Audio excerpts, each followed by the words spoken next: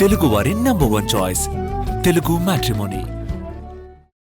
సిగాచి బాధిత కుటుంబాన్ని ప్రభుత్వం పట్టించుకోవడం లేదని విమర్శించారు మాజీ మంత్రి హరీష్ రావు. ఇప్పటివరకు ప్రభుత్వం అధికారికంగా బాధితుల లెక్క తేల్చలేదన్నారు.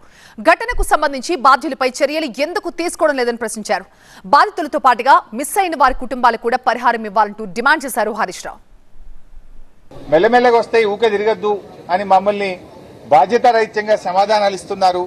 మాకు చాలా ఇబ్బందిగా ఉంది, మమ్మల్ని ఆదుకోండి అని ఉత్తరప్రదేశ్ చెందినటువంటి సతీష్ కుమార్ చెప్తా ఉన్నాడు. నేను ఐలా దగ్గరికి వెళ్ళి అడిగాను, అక్కడ సుబ్బు అనే అధికారి ఉన్నాడు, బాధ్యతారహితంగా చెప్తుండు.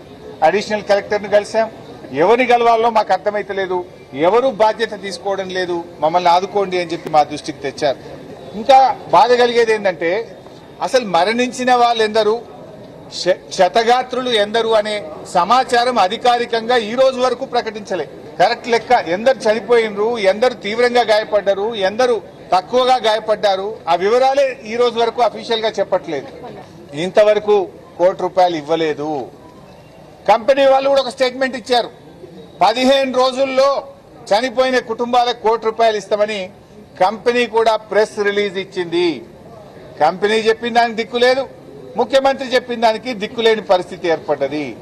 పాత మిషనరీతో పనిచేయడం వల్ల ఈ సంఘటన జరిగింది అంటే ఇంతవరకు యాజమాన్యం మీద కేసు పెట్టలే, ఇంతవరకు యాజమాన్యానికి సంబంధించి ఒక్కరిని అరెస్ట్ చేసిండ్రా? నేను అడుగుతున్నా రేవంత్ రెడ్డి, ఎవరిని కాపాడే ప్రయత్నం చేస్తున్నావు? యాజమాన్యంతో ఎందుకు కుమ్మక్కైనావు నువ్వు? ఎందుకు యాజమాన్యం మీద కేసు పెట్టలే, వాళ్ళని అరెస్ట్ చేయలేదు? సిగాచి ఘటనలో 8 శవాలు దొరుకుతలేవు, మిస్సింగ్ అంటున్నారు. మిస్సింగ్ ఏందండి? ఇంత పెద్ద ప్రభుత్వం మనిషి ఉన్నడా పోయిండా చెప్పరా మీరు? ఆ మిస్సింగ్ పేరు మీద ఎన్ని రోజుల వరకు వాళ్ళకి డెత్ సర్టిఫికేట్ ఇస్తారు, ఎన్ని రోజులకు వాళ్ళకి ఎక్స్గ్రేషియా ఇస్తారు? ప్రభుత్వం రివ్యూ చేయాలి.